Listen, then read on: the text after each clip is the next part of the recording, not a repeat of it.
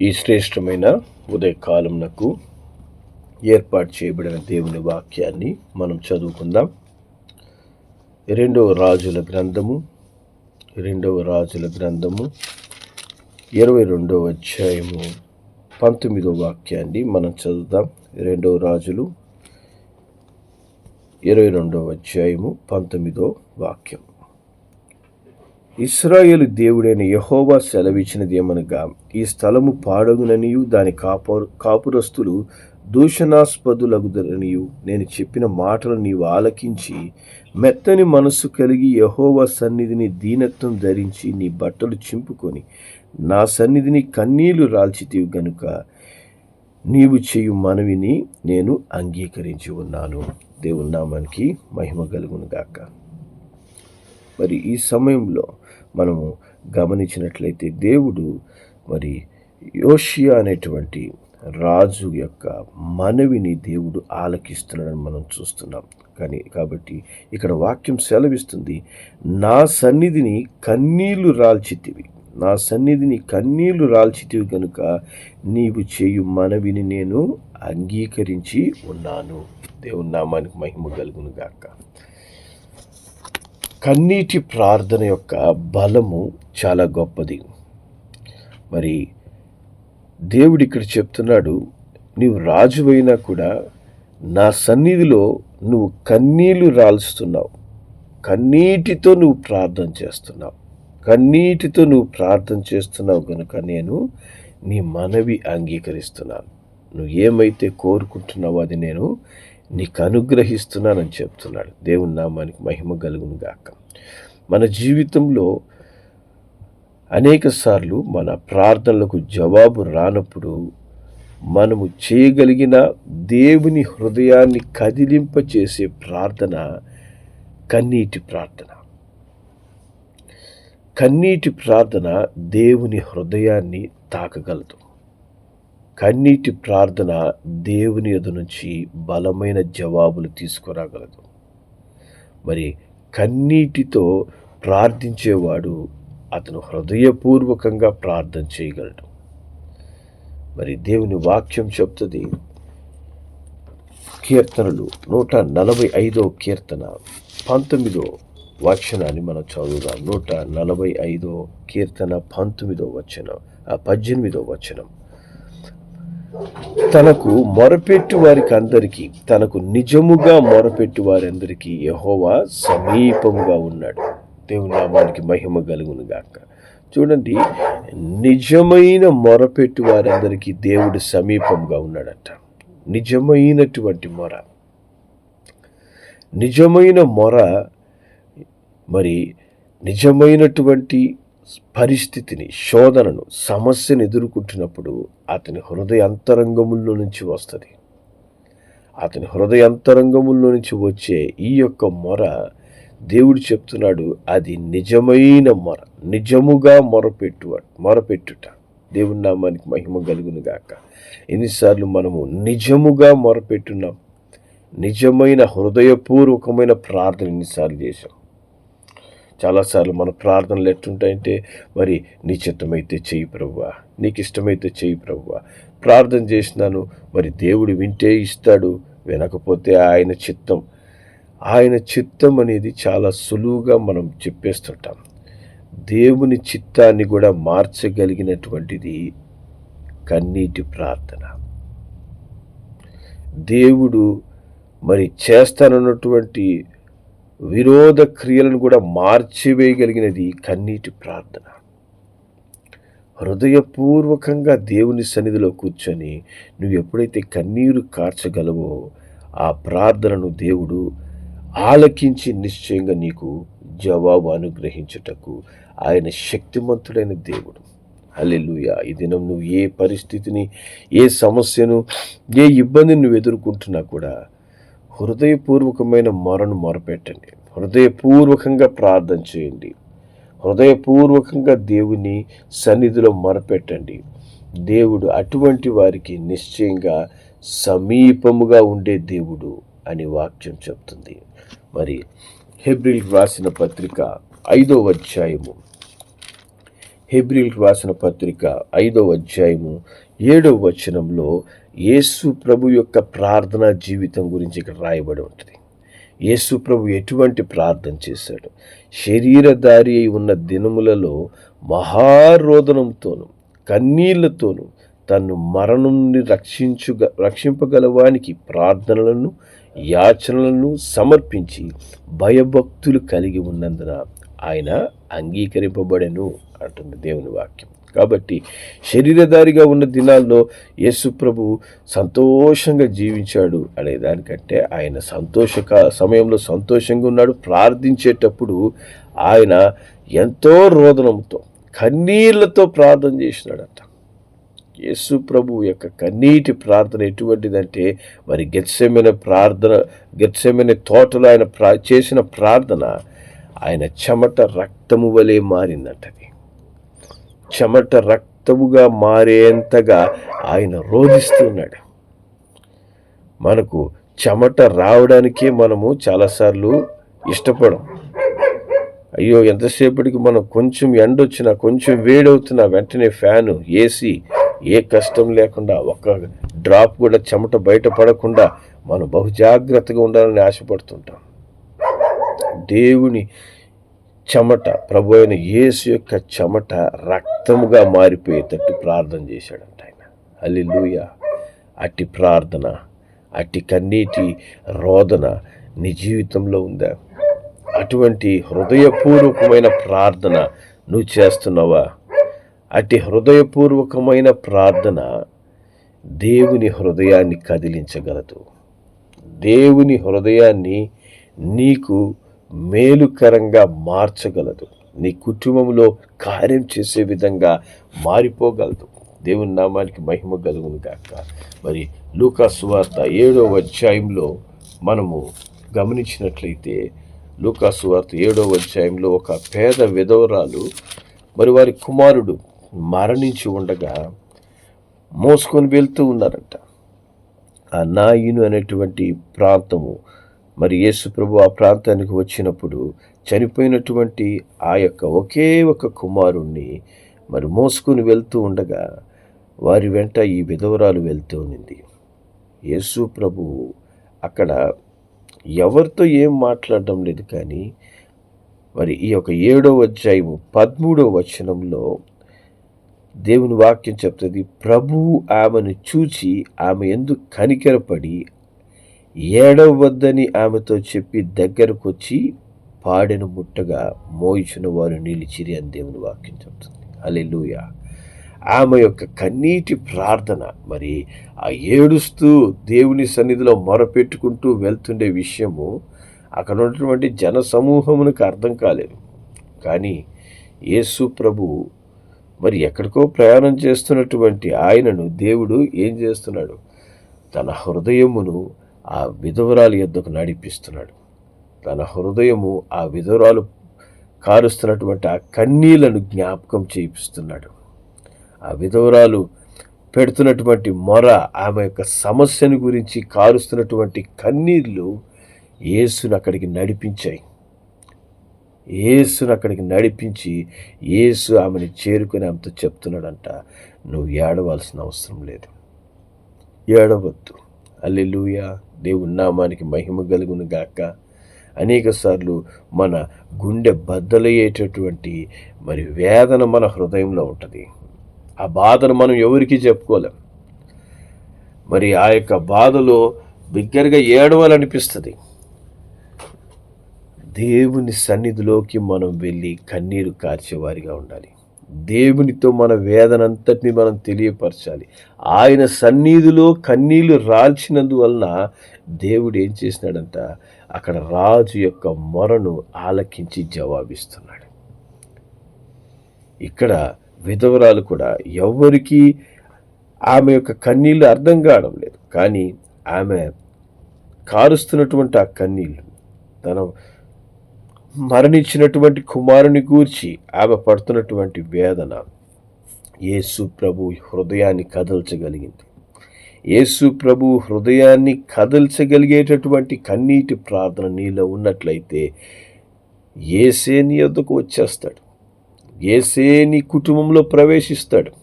యేసే తన బలమైన కార్యాన్ని మీ కుటుంబంలో చేయడానికి ఆయనే కనికరపడి ఆ కార్యాన్ని నెరవేరుస్తాడు. దేవుని నామానికి మహిమ కలుగును గాక.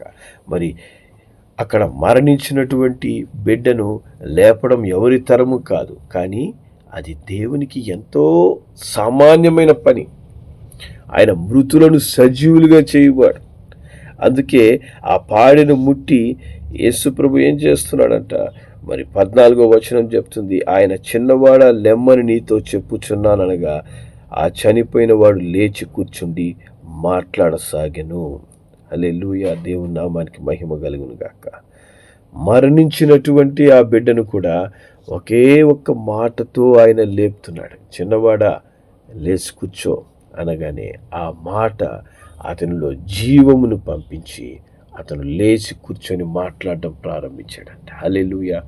మరి చనిపోయినటువంటి వ్యక్తి ఆ పాడ మీద అప్పుడు దాకా మోసుకొచ్చినటువంటి వాళ్ళు సడన్గా చనిపోయిన వ్యక్తి లేచి కూర్చుంటే ఆ పరిస్థితులు ఎలా ఉంటాయి? వాళ్ళు ఎంత భయపడి ఉంటారు? దేవుడు అటువంటి ఎవరికి అర్థము కాని అసాధారణమైనటువంటి అద్భుతాలు కన్నీటి ప్రార్థన చేసే వారి జీవితాల్లో ఆయన నెరవేరుస్తాడు. జనులు ఆశ్చర్యపోయే అసాధారణమైన కార్యాలు నీ కన్నీటి ప్రార్థన ద్వారా నెరవేరగలవు. ఎంత సమయం నువ్వు దేవుని సన్నిధిలో కన్నీరు గారుస్తున్నావు? ఎంత సమయము దేవుని సన్నిధిలో నీ పరిస్థితులను నువ్వు దేవునికి తెలియపరుస్తున్నావు?